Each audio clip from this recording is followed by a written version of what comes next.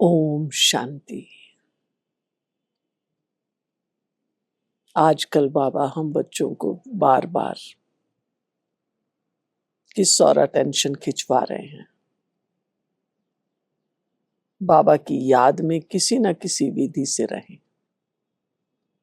कल भी बाबा ने कहा मेरी याद में रहकर भोजन करो, नहीं तो माया खा जाएगी। माया खाएगी तो ताकत नहीं आएगी। और अभी आज भी बाबा ने कहा है मुझे याद करो तो तुम्हारी प्रारब्ध, तुम्हारा भाग्य ऊंचा बनेगा। पूछिए अपने आप से,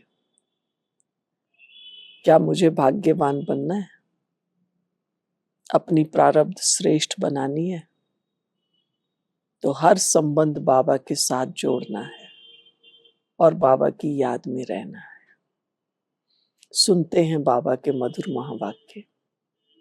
मीठे बच्चे, सर्वशक्तिवान बाप से बुद्धि योग लगाने से शक्ति मिलेगी। याद से ही आत्मा रूपी बैटरी चार्ज होती है। आत्मा पवित्र सतो प्रधान बन जाती है। प्रश्न, संगम युग पर तुम बच्चे कौन सा पुरुषार्थ करते हो जिसकी प्रारब्ध में देवता पद मिलता है? संगम पर हम शीतल बनने का पुरुषार्थ करते हैं। ये सबसे बड़ा पुरुषार्थ है। क्या भी हो, कैसा भी हो, बस शांत अंदर से। और यही सबसे बड़ा हमारा पेपर है।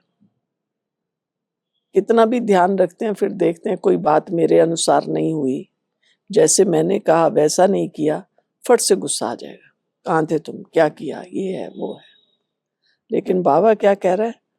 संगम पर हम शीतल बनने का पुरुषार्थ करते हैं। बस एकदम शांत शीतल। शीतल अर्थात पवित्र बनने से हम देवता बन जाते हैं।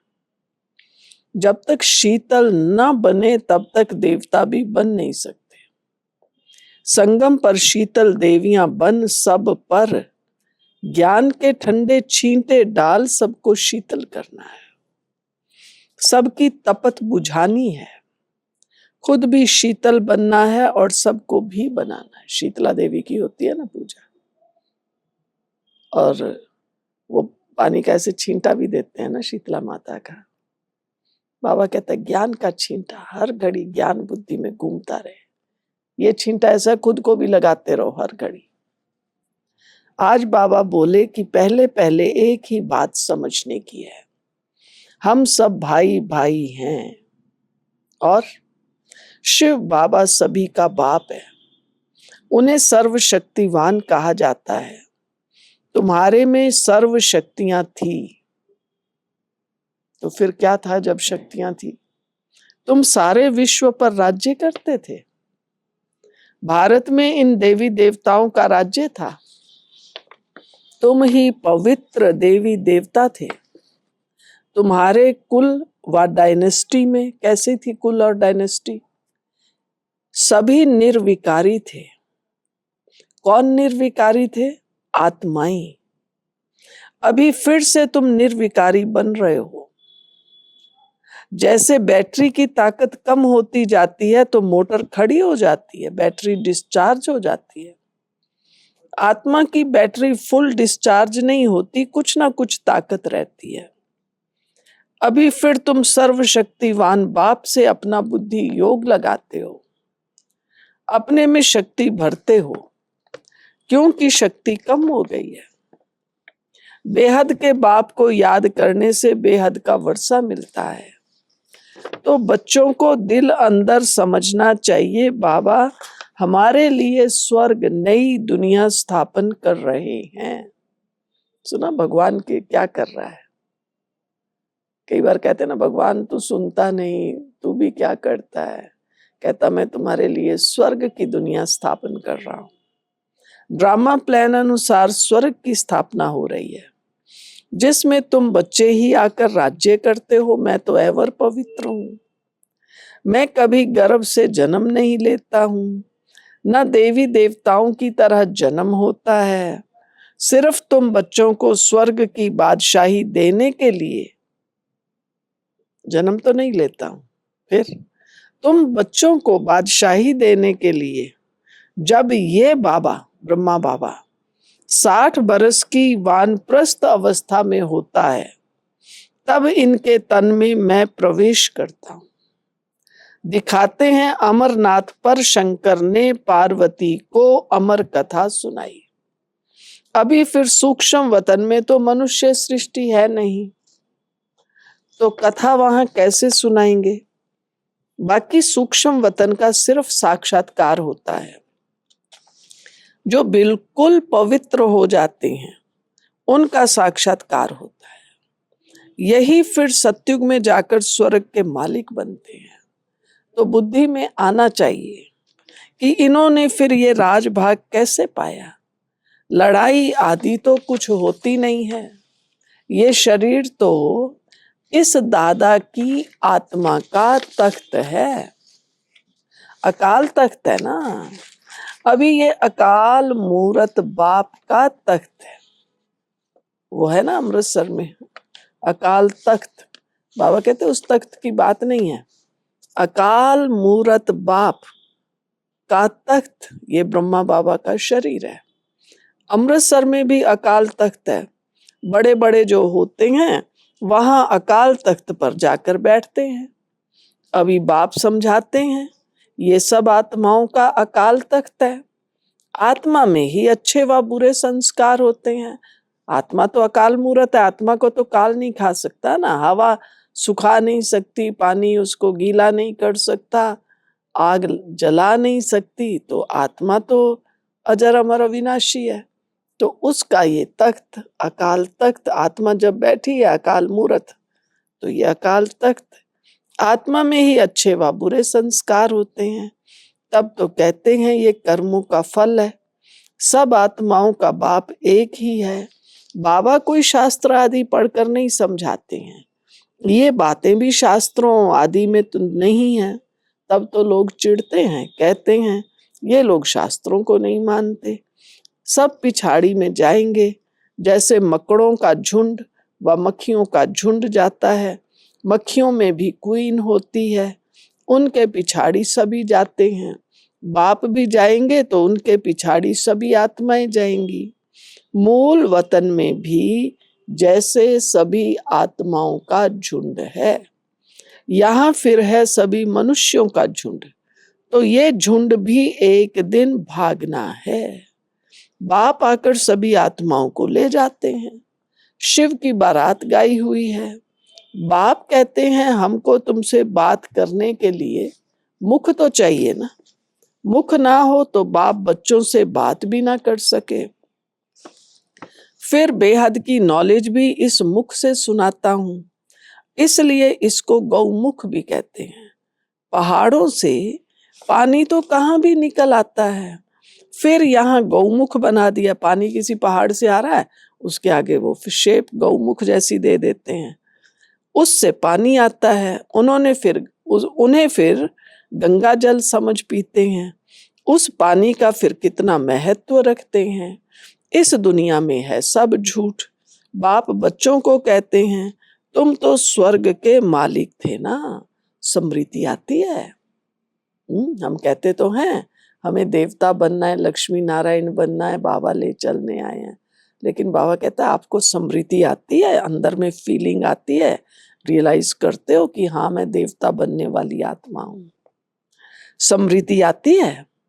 बच्चों को ही समझाते हैं, सारी दुनिया को तो नहीं समझाएंगे। बच्चे ही बाप को समझते हैं। दुनिया इस बात को क्या जाने। सबसे बड़ा कांटा कौन सा है? सबसे बड़ा कांटा है काम का। नाम ही है पतित दुनिया। सत्युग है 100% पवित्र दुनिया। मनुष्य ही पवित्र देवताओं के आगे जाकर नमन करते हैं। भल बहुत भक्त हैं जो वेजिटेरियन हैं, परंतु ऐसे नहीं कि विकार में नहीं जाते। ऐसे तो बहुत बाल ब्रह्मचारी भी होते हैं, आजकल भी कई लोग हैं ऐसे। छोटेपन से कभी छी खाना आदि नहीं खाते हैं। सन्यासी भी कहते हैं निर्विकारी बनो, घर बार का सन्यास करते हैं। फिर दूसरे जन्म में भी किसी गृहस्थी के पास जन्म ले, फिर घर बार छोड़ जंगल में चले जाते हैं। संस्कार आत्मा जो ले जाएगी वैसा ही कर्म करेगी। परंतु क्या पतित से पावन बन सकते हैं? नहीं। पतित पावन बाप की श्री मत बिगर कोई पतित से पावन बन नहीं सकते। तुम्हारे लिए अभी स्वर्ग की स्थापना हो रही है। तुम्हारी बुद्धि कहाँ जा रही है? तुम्हारी बुद्धि स्वर्ग तरफ है। मनुष्य तो नरक में ही लटक पड़े हैं। तुम बच्चे फिर बाप की याद में लटक पड़े हो। तुमको शीतल देवियां बनाने के लिए ज्ञान चिता पर बिठाया जाता है। समझ में आया? ज्ञान सुनते हैं फिर बाबा की याद में बैठते हैं। ये भी चिता है। वैसे तो कोई मर जाता है तो उसकी चिता बनती है। बाबा कहते हैं ये ज्ञान योग की चिता है, इस पर बैठो, शीतल हो जाएंगे। ज्ञान चिता पर बिठाया जाता है। शीतल अक्षर के अगेंस्ट है तपत, ठंडा गर्म, सर्दी गर्मी। ऐसे ही शीतल तो उसके अगेंस्ट है तपत। तुम्हारा नाम ही है शीतला देवी। एक तो नहीं होगी ना, जरूर बहुत होंगी जिन्होंने भारत को शीतल बनाया है। इस समय सभी काम चिता पर जल रहे हैं। तुम्हारा नाम यहाँ, आज बाबा नामकरण संस्कार कर रहे हैं। क्या नाम है हमारा? तुम्हारा नाम यहाँ शीतला देवियां है। क्या करते हो तुम? शीतल करने वाली, ठंडा छींटा डालने वाली देवियां हो। छींटा डालने जाते हैं ना, नहीं, वो बच्चों को स्मॉल पॉक्स वगैरह हो जाती है, फिर मंदिर में ले जाते हैं, फिर उसको वो पंडित जी छींटा पानी का देते हैं। ये है ज्ञान के छींटे जो आत्मा के ऊपर डाले जाते हैं। आत्मा पवित्र बनने से शीतल बन जाती है। बाप के साथ बुद्धि लटकी रहे, क्योंकि तुम सबको बाप के पास घर जाना है। बाप कहते हैं मीठे बच्चे, मैं पंडा बनकर आया हूं तुमको ले चलने। ये शिव शक्ति पांडव सेना है। तुम हो शिव से शक्ति लेने वाली, वह है सर्वशक्तिवान। मनुष्य तो समझते हैं परमात्मा सर्वशक्तिवान है तो उसकी क्या पहचान देंगे। कहते हैं परमात्मा मरे हुए को जिंदा कर सकते हैं, परंतु बाप कहते हैं लाडले बच्चे, इस ड्रामा में हर एक को अनादि पार्ट मिला हुआ है। मैं भी क्रिएटर, डायरेक्टर, प्रिंसिपल एक्टर हूं। ड्रामा के पार्ट को हम कुछ भी चेंज नहीं कर सकते। जो होना है वो तो होगा, निमित्त कौन बनता है वो बात अलग है। मनुष्य समझते हैं पत्ता पत्ता भी परमात्मा के हुक्म से हिलता है, लेकिन परमात्मा तो खुद कहते हैं मैं भी ड्रामा के अधीन हूं, इसके बंधन में बांधा हुआ हूं। ऐसे नहीं कि मेरे हुक्म से पत्ते हिलेंगे। सर्वव्यापी के ज्ञान ने भारतवासियों को बिल्कुल कंगाल बना दिया है। बाप के ज्ञान से भारत फिर सिरताज बनता है। सुना कितना अच्छा बाबा ज्ञान देते हैं। अच्छा वरदान, ब्राह्मण जीवन में श्रेष्ठ स्थिति रूपी मेडल प्राप्त करने वाले कौन? ब्राह्मण जीवन में श्रेष्ठ स्थिति रूपी मेडल प्राप्त करने वाले बेगमपुर के बादशाह भव। आप सब अपनी स्वस्थिति अच्छे से अच्छी बनाने के लिए ही ब्राह्मण बने हो। ब्राह्मण जीवन में श्रेष्ठ स्थिति ही आपकी प्रॉपर्टी है। समझ में आई बात?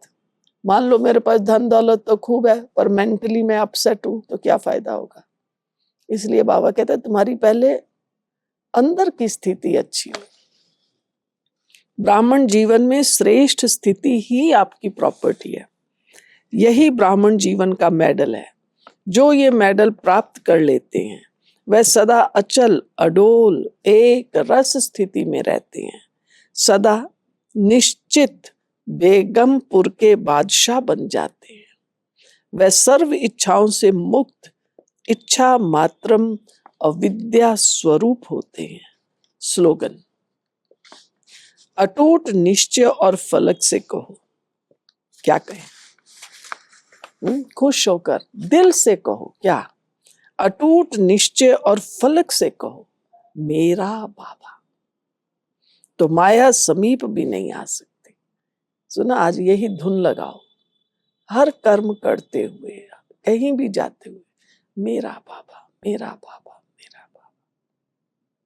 ठीक। ओम शांति।